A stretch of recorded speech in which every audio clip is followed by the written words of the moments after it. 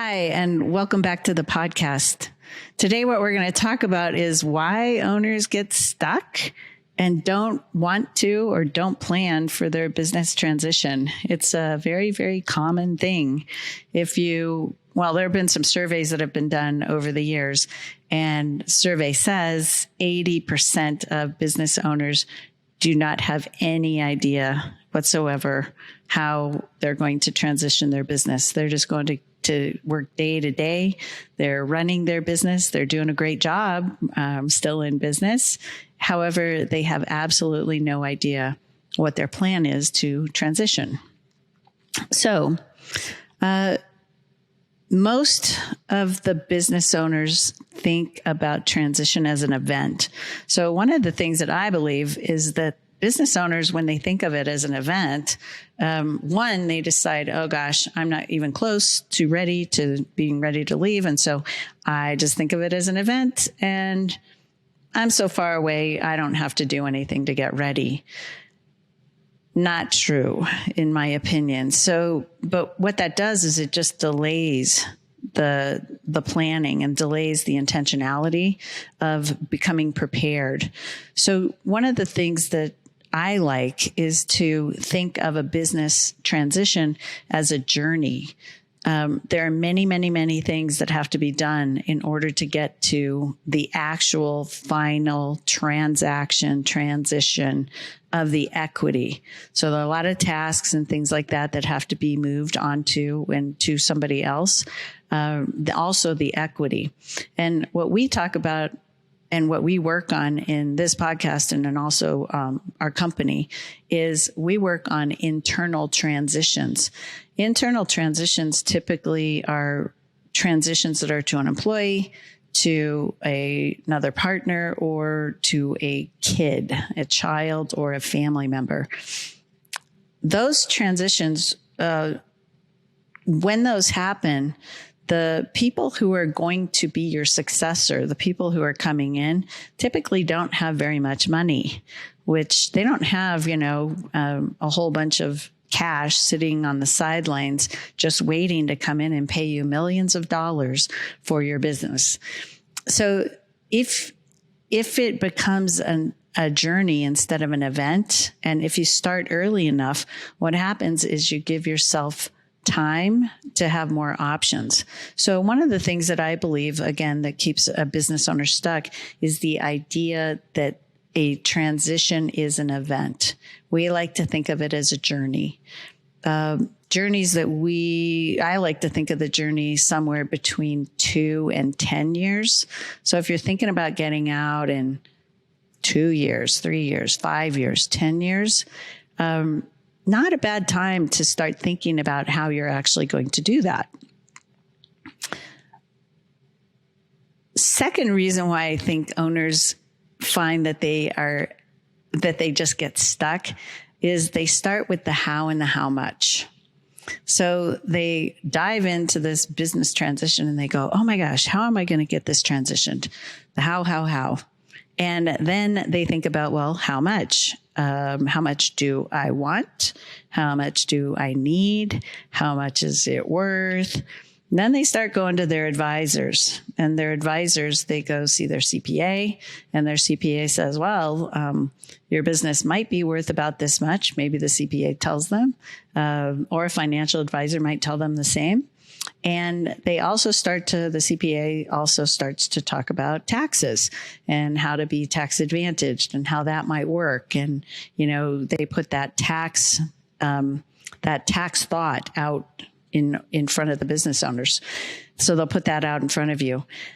The other thing that people will do is they'll start to go talk to the lawyer, right? The attorney, and the attorney starts talking about different ways and different methods and some of the things that need to go into the agreement and things that you're going to need to think about, et cetera. And business owners get overwhelmed with that kind of thing because they're talking to their advisors, and their advisors are wonderful. We work with advisors, and I believe it takes a team to get this transition and transaction done.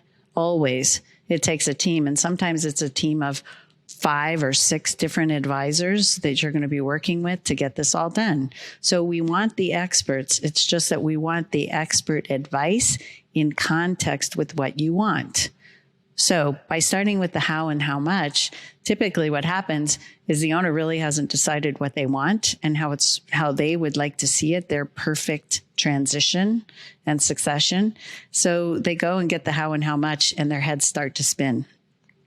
So we do this workshop, and I did a workshop, and I happened to have a father-daughter who was in the workshop, and I had known them from a prior time.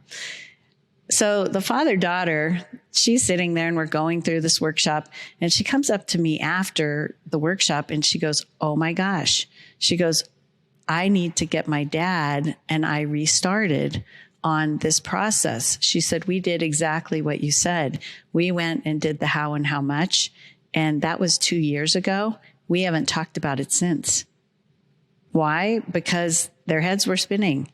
They didn't know what to do. And the dad actually couldn't figure it out because there were siblings involved, potential gifting involved, equality and fairness involved, running the business, him leaving and what he would do because he wasn't ready to leave, her coming in, the daughter, and the mom was in the business too.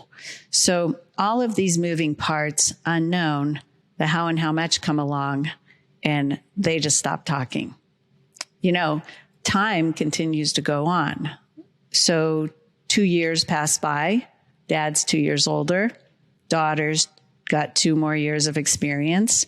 She's feeling more ready, but still no progress on this succession and transition plan. So I think that one of the things that keeps owners from really moving forward and gets them stuck is this whole how and how much coming first. They end up with too many choices and they put too many things in the way of, there are too many unknowns. So they put too many things in the way of actually doing the planning. And so they stop. They just go back to saying, "I don't have time for this. It's a long ways away. It'll all work out. And I'll tackle that later because I have my business to run, and that's what's most important today." When you don't have context and you don't understand what you truly want, it's very difficult to with intention, design a great transition strategy. So recommendation to you, and what I found to be very, very successful, is for owners to start with their why. And I think of the why as, why am I doing this? But I also think of it as, what do I want? Because all the different things that you want for you and for others, that cumulatively is your why. So what do I want for myself when I imagine myself being gone and out of this business and out of this company, and I don't have to get up anymore, and I don't have any decision making, and I don't own it? What am I going to do? What am I going to do to be fulfilled? What am I going to do to be happy? I'll have maybe some money in the bank, which would be great, and I'm financially stable. So I kind of have freedom of time and freedom of money. What am I going to do to be happy? Big, big, big question.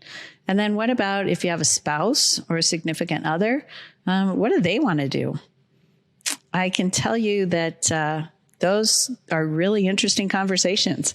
Sometimes when we walk through our work with people, the owner thinks they know what their spouse wants, but they haven't had the conversation. And we even have one event we were walking through and building a transition, and the husband actually was completely burned out. He wanted to be out of the business. He was completely done with it. We bring the spouse in who also is working in the business. They come in and we start working through their objectives with them, because you don't have to know what you want before you start planning, before you start the process. Part of the process is to understand what you want. That's the good thing about it. So she comes walking into the meeting and sits down, and we're walking through the objectives, and she goes, "Well, we can't sell this business because our kids are in this business and our niece is in this business and our family's in this business. And we have to keep this business and you're not ready to leave. So you're just going to have to get it together. Real interesting. They ended up making some changes, kept the business, kids bought the business, all worked out. But they were going to a third party because he was tired and ready to leave. That was his idea. So what do you want for yourself? What does your spouse want in their life? What do you want as a team? If you have a spouse or significant other. I have a absolutely wonderful past business partner of mine who was a PhD psychologist. And I always share the idea of I'm me and you're you, and then we are us, right? So what do we want together? Because we want each one of the people to be individuals and independently happy. But then there's we are us. What are we doing if you're no longer working? If he or she is no longer working, what are you doing? And what are you doing together? Because again, freedom of time, freedom of money, what does that look like? What are you doing with your kids and your family, maybe extended family, and then go into the business. Part of what makes up your why is, what do I want for the business? What do I want for my partners? What do I want for my employees? What about the customers? Who do I want to take care of? All of these things collectively create your why. And if you can figure that out, then typically it's much, much easier to figure out who is the right person to take it over, what is the right strategy, how you're going to do it, and how much you need. Also, because you've envisioned your next adventure, what you're going to be doing, and all those things cost money. So making sure that you are financially ready to live that next adventure and live that life that you envision. It's a lot of fun.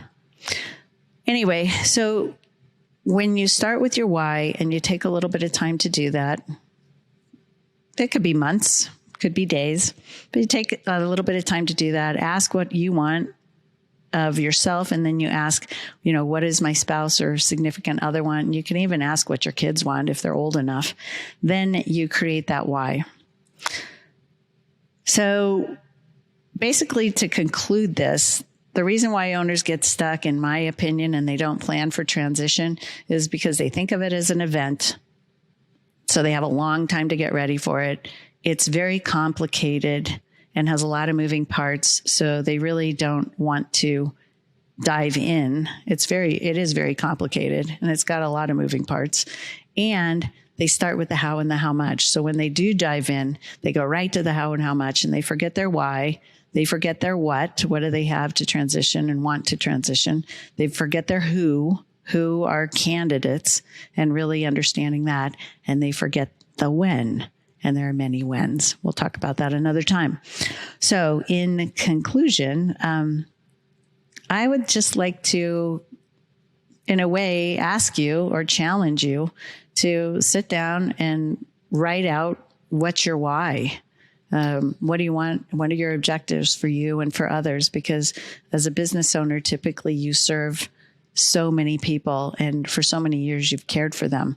How would you like to care for them in the future when you're not running and owning the business? And if you want, we have a worksheet that we use called the Objectives Matrix. And if you want to reach out to me, I would be happy to share that with you. So it's just an Excel spreadsheet, super easy to use, but it's got some instructions and things, and it really works well.